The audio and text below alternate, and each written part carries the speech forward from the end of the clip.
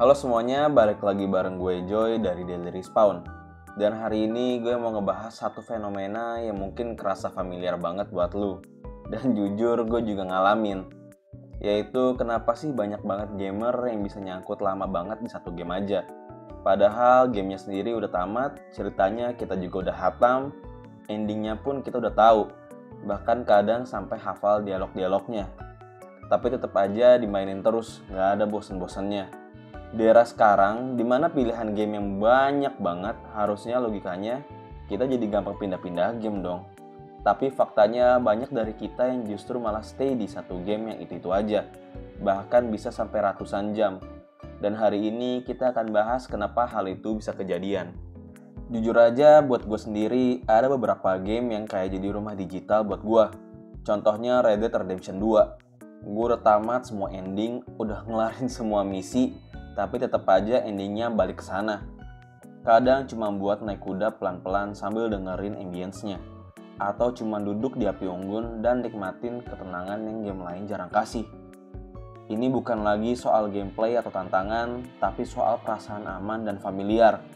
Dunia game itu udah kayak comfort zone. Kita hafal mapnya, kita ngerti ritmenya, dan kita nggak perlu mikir keras buat adaptasi. Dan itu bikin otak kita ngerasa nyaman banget.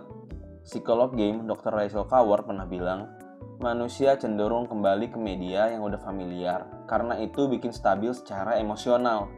Jadi kadang kita balik ke game yang itu-itu aja bukan karena gak ada game baru, tapi karena kita butuh ruang aman yang bisa nenangin pikiran kita. Gue juga pernah ngalamin hal yang sama waktu gue mainin The Last of Us Part 1. Walaupun gue udah tahu jalan ceritanya di luar kepala gue sendiri, tetap aja gue ulang berkali-kali. Karena ada ikatan emosional yang udah terbangun. Pas main untuk pertama kali tuh, gue lagi ngelewatin masa-masa yang berat. And somehow game itu bisa jadi pelarian yang benar-benar meaningful banget. Jadi tiap gue replay game itu lagi, rasanya kayak ketemu lagi sama versi lama diri gue. Atau kita ambil contoh lain Persona 5. Game turn based yang secara mekanik sebenarnya repetitif, mainnya ya gitu-gitu aja.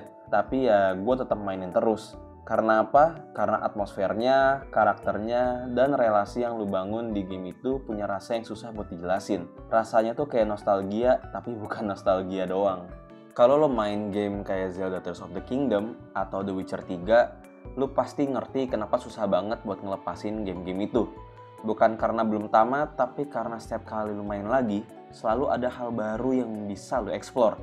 Gue pribadi sering banget balik ke Zelda Tears of the Kingdom, cuma buat nyobain hal-hal aneh. Contohnya kayak eksperimen fisik sistemnya, atau bikin alat absurd dari zona device. Bukan buat progres, tapi buat kesenangan kreatif aja. Dan game yang kasih freedom kayak gitu emang punya daya lekat yang kuat banget. Sama juga kayak Cyberpunk 2077. Di awal rilis emang sempat kacau banget, tapi sekarang udah jauh lebih stabil. Dan gue masih sering balik ke Night City. Bukan karena side quest-nya, tapi karena dunianya itu berasa hidup banget. Jalan-jalan aja di Night City sambil dengerin soundtracknya udah bikin gue betah. Kadang malah alasan kita stuck di satu game juga karena kita punya semacam komunitas di dalamnya. Walaupun bukan multiplayer, game kayak Persona 5 dan The Last of Us punya fanbase yang aktif banget. Mereka suka diskusi teori, suka buat cerita fanmade, bahkan sampai buat mod-mod unik yang bikin kita ngerasa jadi bagian dari sesuatu yang lebih besar. Atau ya EAFC. Gue nggak tahu kenapa, tapi walaupun gamenya tiap tahun gitu-gitu aja, tetap aja gue mainin. Karena di situ gue bisa main bareng temen, ngobrol, ketawa-tawa, dan ada sedikit rasa kompetitif juga. Jadi bukan cuma soal gamenya, tapi soal relasi yang kebangun lewat game-game itu. Dan buat gamer lain, modding bisa jadi alasan kenapa game single player bisa awet banget. Contohnya kita lihat aja dari Skyrim atau The Sims. Walaupun gamenya udah tua, tapi mod terus bermunculan. Dan bikin konten game kayak nggak ada habis-habisnya. Di dalam ilmu psikologi juga ada istilah yang disebut sebagai emotional resonance. Artinya kita secara nggak sadar nyari pengalaman yang pernah ngasih impact emosional yang besar. Dan kalau game itu pernah bikin kita ngerasa hidup atau ngerasa ada, ya kita bakal balik terus ke sana. Kita nggak nyari twist atau kejutan baru, tapi nyari rasa yang susah ditemukan di tempat lain. Kayak dengerin ulang lagu yang punya kenangan kuat. Game itu bisa punya power yang sama seperti itu. Dan jangan lupakan perasaan jago. Di satu game yang lu udah kuasain banget, lu ngerasa capable, lu nggak perlu tutorial, nggak perlu adaptasi, dan itu bikin lu jadi nyaman. Lu bisa main sambil ngobrol, sambil nyantai, bahkan sambil mikirin hal lain. Penelitian dari jurnal Computers in Human Behavior nyebut fenomena ini sebagai achievement identity. Ketika sebagian identitas lo kebentuk lewat satu game, dan game itu jadi cermin dari siapa diri lo itu. Ada juga alasan yang gak semua orang sadarin, tapi kadang alasan kita stay di satu game juga karena ada semacam rasa takut. Takut kehilangan koneksi, takut kecewa sama game lain, apalagi kalau lu udah nemu satu game yang pas banget di hati lu. Jatuhnya kayak soulmate digital. Gue ngerasain ini banget di Red Dead Redemption 2. Dunia game lain tuh kayak nggak bisa ngasih nuansa seintim itu.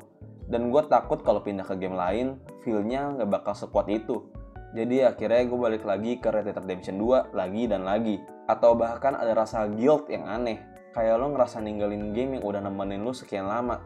Padahal itu ya cuman media digital. Tapi rasanya kayak ninggalin teman lama. Jadi sebenarnya bukan hal aneh kalau lu nyangkut di satu game yang sama. Bahkan bisa jadi itu justru tanda bahwa game itu punya impact yang dalam buat lu. Karena yang kita cari dari main game bukan cuma sekedar hiburan, tapi rasa, koneksi, dan kadang pelarian. Gue sendiri masih bolak-balik antara The Witcher 3, Persona 5, Red Dead Redemption 2, Tears of the Kingdom, Cyberpunk 2077, bahkan sampai EAFC. Karena tiap game itu punya rasa yang beda, dan masing-masing ngisi sesuatu dalam diri gua yang gak selalu bisa diganti sama game baru. Kalau lo sendiri gimana? Game apa sih yang paling lo sering ulang-ulang, dan alasannya itu apa gitu? Jangan lupa like, subscribe, dan nyalain juga loncengnya biar gak ketinggalan video baru tiap minggunya dari kita Daily Respawn. Gua Joy, sampai jumpa di video berikutnya.